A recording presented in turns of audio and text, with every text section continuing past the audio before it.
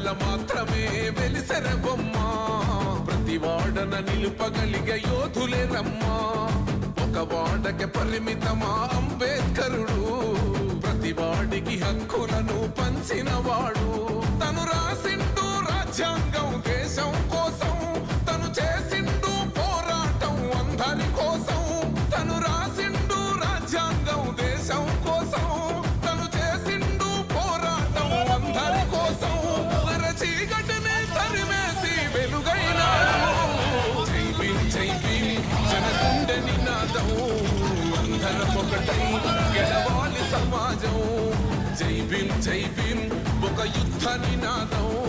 రమాబాయి గారి జయంతి సందర్భంగా ఈరోజు ఆర్మూర్ పట్టణంలో ప్రధానంగా మన ఆర్మూర్ మున్సిపల్లో విధులు నిర్వహిస్తున్నటువంటి అందరూ ఉద్యోగులంతా ఇక్కడికి వచ్చేసి కార్మికులంతా ఇక్కడికి వచ్చేసి తమ తండ్రి డాక్టర్ బాబాసాహెబ్ అంబేద్కర్ గారి ధర్మపత్ని అయినటువంటి రమాబాయి అంబేద్కర్ గారి జయంతిని జరుపుకోవడం విధంగా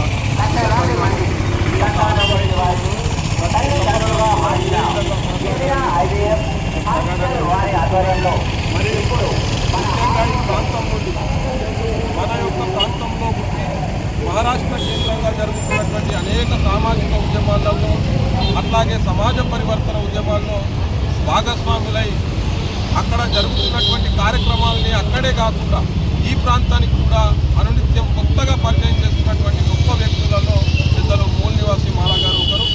వారు ఆ ప్రాంతంలో డాక్టర్ బాబాసాహెబ్ అంబేద్కర్ ఉద్యమాలను బాగా జరిపి ఈ ప్రాంతంకి పరిచయం చేస్తూనే అనేక మందిని ఉద్యమకారులుగా తయారు చేస్తున్నటువంటి నేపథ్యం మనందరికీ తెలిసిందే.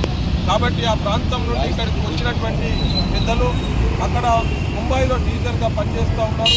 అట్లాగే అనేకమైనటువంటి విషయాల పట్ల కొత్త అవగాహన కలిగినటువంటి వ్యక్తిగా వారు మన ప్రాంతానికి సుపరిచితులు కాబట్టి వారి కార్యక్రమానికి రావడం జరిగింది.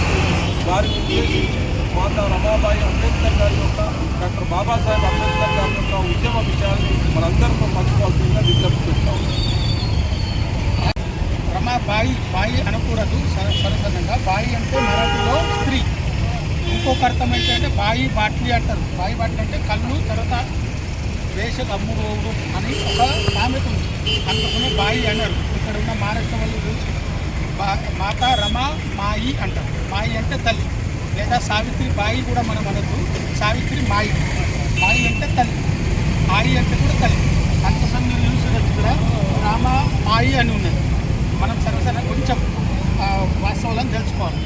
ఇంకోటి ఏంటంటే మాతా రమాయి గారు బొంబాయిలో నేను ఉండే చోటనే బాయికల్ అనే ప్రాంతంలో బాబాసాహెబ్ అంబేద్కర్తో రాత్రిపూట పెళ్ళయింది. ఎందుకంటే దినంలో ఈ అంటరాని కులపు వాళ్ళు ఆ మార్కెట్లో పెళ్లి చేసుకుంటే ఆ మార్కెట్ అంతా అపవిత్రమవుతుందంటే రాత్రిపూట ఈమెకు బాబాసాహెబ్ అంబేద్కర్తో పెళ్ళి అవుతుంది.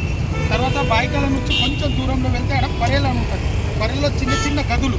మీరందరికీ ఇన్విటేషన్ ఏంటంటే మీరందరూ బొంబాయి రావాలి. చిన్న చిన్న గదిలో వీళ్ళ సంసారం ఉండే బాబాసాహెబ్ అంబేద్కర్ తర్వాత మాతా రమాయి. అక్కడ వీళ్ళ దీన పరిస్థితి అయినా కానీ బాబాసాహెబ్ అంబేద్కర్ 2-3 సార్లు లండన్ వెళ్ళినప్పుడు ఈమెకు పుట్టగతులు లేకుంటే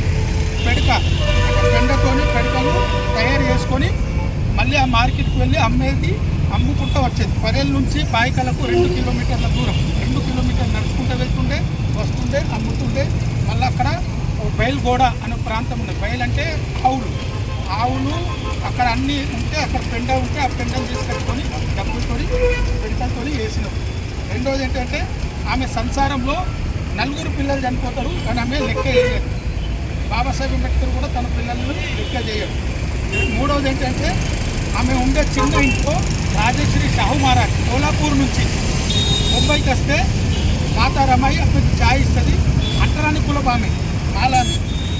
షాహు మహారాజ్ ఏమో కాపు, మనం గూడి కాపు, ఛాయ్ తాగుతారు. తర్వాత అప్పుడే ఆయనకు బాబాసాహెబ్ అంబేద్కర్కు అటు బయట దేశం వెళ్ళడానికి డబ్బులు ఇస్తారు. తర్వాత ముఖ్య నాయక్ అనే పేపర్కు కూడా 250 రూపాయలు, 2500 రూపాయలకు ఇచ్చిన సందర్భంలో మాతా రమాయి వీళ్ళిద్దరూకి ఇస్తారన్నట్టు. నాలుగోది ఏంటంటే అదే ఇంట్లో చిన్న ఇంట్లో ఇప్పుడున్న మొన్నటి వరకు మహారాష్ట్ర ముఖ్యమంత్రి ఉద్ధవ్ ఠాక్రే యొక్క తాత ప్రబోధన్కర్ ఠాక్రే ఆయన దగ్గరకు వచ్చి మాట్లాడేవాళ్ళు. ఆమె కూడా ఏమే ఛాయ్ ఇచ్చేది. నాలుగోది మహాడ్ సత్యాగ్రహ పోరాటం జరిగేటప్పుడు అందరినీ అక్కడ మహాడ్ అంటే రాయగఢ్ జిల్లాలోని మహాడ్ అనే ప్రాంతంలో మాతా రమాయి అందరికీ అంటే వాళ్ళపై దాడులు అయితే బలం పట్టి కట్టడం వాళ్ళని ఆదుకోవడం ఇలాంటివి చేసి అంతేకాకుండా అనేక నాయకులు అంటే ఇంకోటి మనమందరం కార్మికులం కదా. Independent labour party Babasaheb Ambedkar స్థాపన జరిగినప్పుడు కూడా మాతా రమాయి ఉండే. అప్పుడు మనం ఎలాగైతే మున్సిపల్ కార్మికులమో అప్పుడు మున్సిపాలిటీ అంటూ లేకుండా కానీ అందరం కార్మికులమే. అక్కడ కార్మికుల ఉద్యమంలో కూడా మాతా రమాయి పాల్గొంచుకున్నారు. ఆమె త్యాగానికి ప్రతీక, తర్వాత మహాపురుషులకు సహాయం చేసిన ప్రతీక, తర్వాత అంబేద్కర్ ఎదిగించడంలో ప్రధాన పాత్ర వహించింది. తర్వాత ఆమె అనారోగ్యంతో చనిపోయింది. అంటే మాతా రమాయి మన కొరకు మామూలు విషయం కాదు. మొన్న వరకు ఆమె చరిత్ర తెలియదు. మన వాళ్ళు యూనివర్సిటీలో మన మీ అందరినీ ఇక్కడ తీసుకురావడం గొప్ప విషయం. మీ అందరితో రిక్వెస్ట్ ఏంటంటే మాతా రమాయి యొక్క జయంతిని ప్రతి ఫిబ్రవరి 7వ తారీఖున మన ఏరియాలలో లేదా అంబేద్కర్ విగ్రహాల దగ్గర మీరు జరపాల్సిందిగా నేను కోరుతున్నాను. ఆమె యొక్క త్యాగాల్ని పెద్ద ఎత్తున మన యూట్యూబ్లో చదవాలి, ఆచరణలో పెట్టాలి. స్త్రీలు కూడా ఇక్కడ ఉన్న స్త్రీలు మాతా రమాయికి ఆదర్శంగా మన